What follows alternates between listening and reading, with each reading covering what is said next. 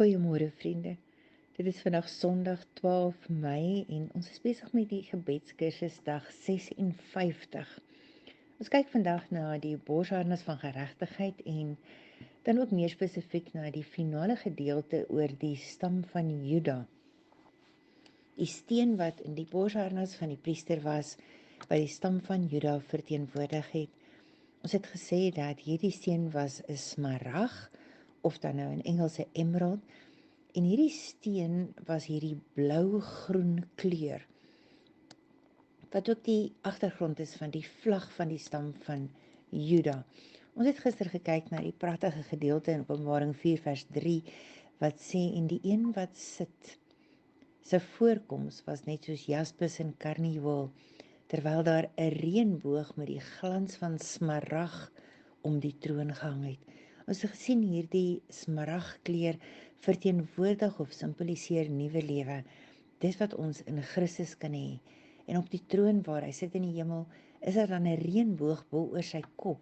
Maar hierdie reënboog het die glans van 'n smarag wat wys na 'n koning. Ons het verder gaan kyk na die reënboog of die boog van in die tyd van Noag en wat dit beteken vir my en jou elke keer as ons hierdie reënboog sien. En ons het gesien dat elke keer as ons na hierdie reënboog kyk, dan sê God vir ons, ja, hy sal nie weer die wêreld verwoes deur water nie, maar hy sê ook in 'n profetiese taal, as ons gaan kyk na die Hebreëse letters, dat hy stuur sy seun, hy stuur 'n offer, en hierdie offer sal 'n koneksie wees tussen ons en die hemel, en dit alles doen hy as gevolg van sy liefde vir my en jou. Vandag wil ons 'n bietjie verder stil staan en ek wil julle moet onthou dat die reënboog is niks anders as lig wat breek nie. En as ek gaan lees wat Chaim Ben Torah sê, en ek het vir julle die verwysing hieronder gesit, dan sê hy, the rainbow is nothing more than light diffused into its many beautiful colors. Yet light is our connection to heaven and earth. Jesus declared that he is the light of the world. He is our connection between heaven and earth, and the rainbow is only a symbol of that light, and its beautiful colors only tell us of the beauty of that connection. Weet julle, Johannes 8 vers 12 in die Nuwe Lewende Vertaling sê, verder by 'n ander geleentheid het Jesus vir die mense gesê, ek is die lig vir die mensdom. Wie my aanhou volg, sal nooit in die duisternis leef nie, maar sal die lig hê wat lewe gee. Elke keer as ons na die reënboog kyk, dan besef ons, Jesus, die lig van die wêreld. Hy is die een wat veroorsaak dat ons 'n koneksie het tussen hierdie aarde en tussen die hemel. Hy is die een wat ons lewe kleur gee. Hy is die een wat dinge mooi maak. Hy is die een wat sê, wie my volg. En ek wil julle moet sien, hy sê, wie my aanhou volg. Met ander woorde, nie eendag by Jesus uitkom en dan vergeet van hom nie. Maar hy wat my aanhou volg, hy sal die lig hê en nooit in die duisternis lewe nie.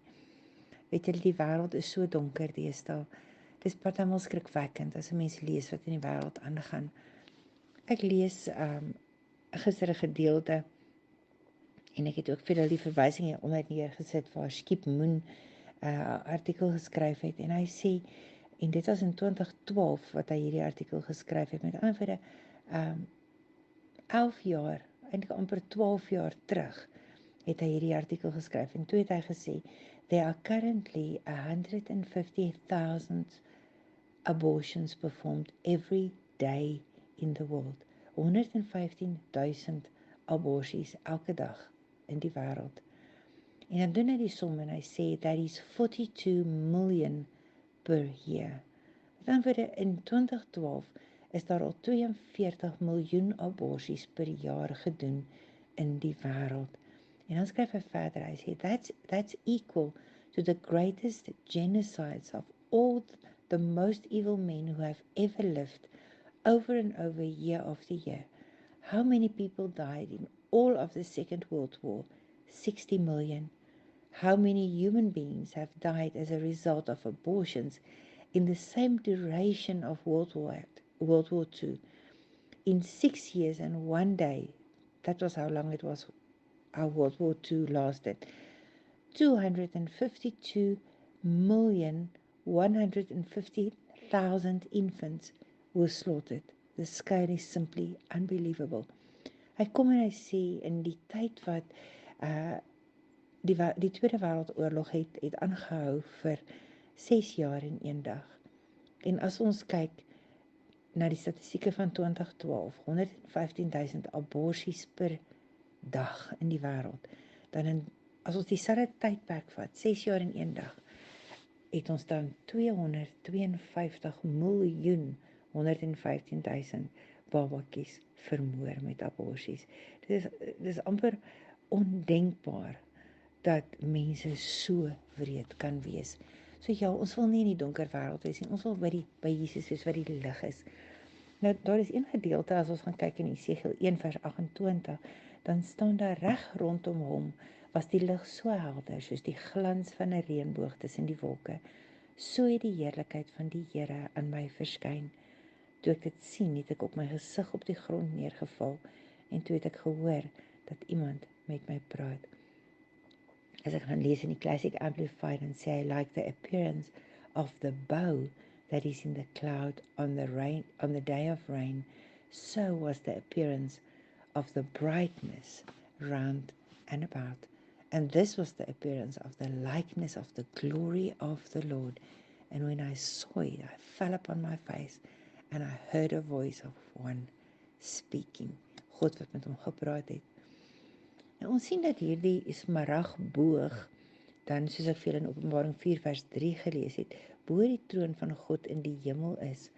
En hoe merkwaardig dat die glans van hierdie smarag, die glans van hierdie reënboog, die glans van 'n smarag is, dieselfde edelgesteente wat die stam van Juda verteenwoordig, waardeur Jesus gebore is.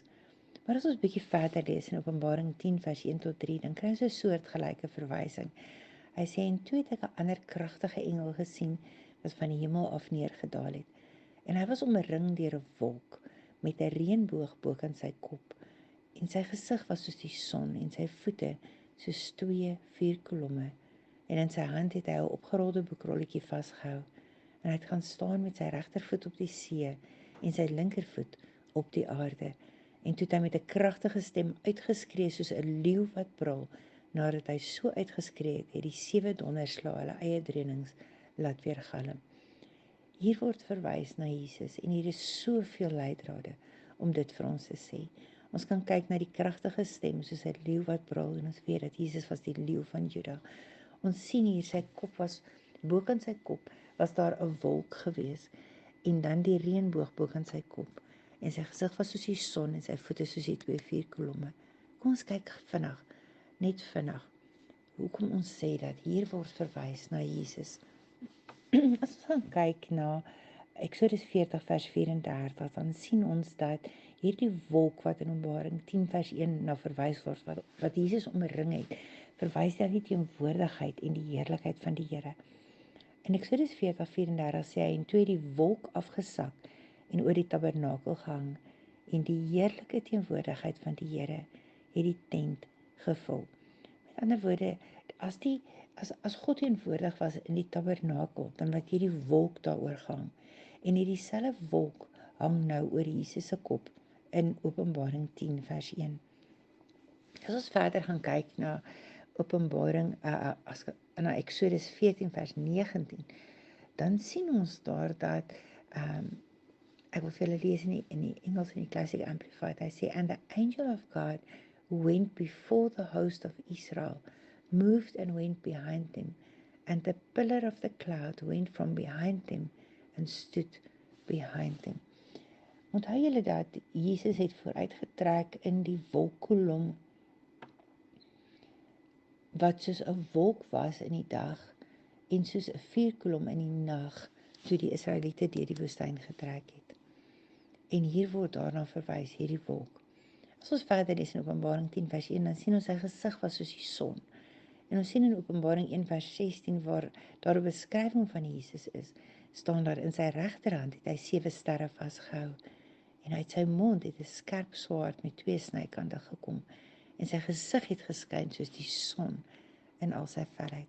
Jy sien hier word ook in gewys na sy gesin. En dan kom hy sê in Openbaring 10 vers 1 en sy voete soos 2 vuurkolomme. Nou hier word letterlik na voete verwys, alhoewel die meeste moderne vertalings vertaal dit met bene. Aangesien dit seker vreemd is om voete as pilare te beskryf, maar ja, in Openbaring 1 vers 15 waar Jesus beskryf word, staan daar ook sy voete was soos gepoleerde koper wat in 'n smeltoond gloei. As ek teruggaan na Eksodus 13:21 waar Jesus in hierdie wolkkolom die Israeliete gelei het om uit te trek uit Egipte uit en deur die woestyn. Dan lees ek in vers 21 en die Here het voor hulle uitgetrek, bedags in 'n wolkkolom en hulle op die pad gelei en s'nags in 'n vuurkolom om hulle voor te lig sodat hulle dag en nag kon trek. Die wolkkolom het nie bedags en die vuurkolom het nie s'nags vir die volk gewyk nie. Is dit nie wonderlik dat hierdie gedeelte so duidelik wys na Jesus? Hierdie gedeelte in Openbaring 10 wat sê sy bene of sy voete was soos 2 vuurkolomme, dieselfde vuurkolomme wat vooruitgetrek het toe die Israeliete deur die woestyn gegaan het, toe hulle uit Egipte uitgekom het. En partymal is ons geneig om nie te sien wat die koneksie tussen hierdie goed is nie. Ons sien hier 'n borsharnas van geregtigheid wat die priester gedra het. Hierdie borsharnas het 'n steen ingehaat wat die stam van Juda verteenwoordig het, die stam waaruit Jesus gebore moes word, die stam waaruit koning Dawid gekom het, en dit was 'n smarag. En daardie selfde smarag gekleurde reënboog is bo die kop van Jesus in die hemel. En ook dan in Openbaring 10 vers 1 wanneer hy afkom en hy kom skree en sy stem klink soos die leeu van Juda wat brul, dan sien ons dat daardie reënboog nog steeds bo sy kop is in die kleur van 'n smarag. Dit is nie wonderlik om te weet dat die koninklike stam van Juda, die kleur die smarag, regdeur tot 'n openbaring vir ons uitgebeeld word nie. Kom ons bid saam. Hemelse Here, wat 'n voorreg dat ons hierdie goed kan bestudeer. Wat 'n voorreg dat ons kan leer van die smaragdsteen in die priester se borsharnas. Die steen wat die stam van Juda, die koninklike stam, verteenwoordig. Die stam waardeur die leeu van Juda wat Jesus is gebore sou word. Here, baie dankie dat ons weet dat U is die lig wat 'n koneksie is vir ons tussen hemel en aarde. U is die een wat die verbintenis is, wat dit vir ons moontlik maak om 'n verhouding met U te hê. Ons bid, Here, dat ons nie hierdie verhouding sal vermors nie, maar dat ons werklik sal uitreik na die lig. Elke keer as ons 'n reënboog sien, Here, dat ons sal weet, dit is die profesie om te sê daar is 'n Messias op pad wat vir ons verlossing bring. Ons bid dit in die naam van Jesus en ons loof U daarvoor. Amen.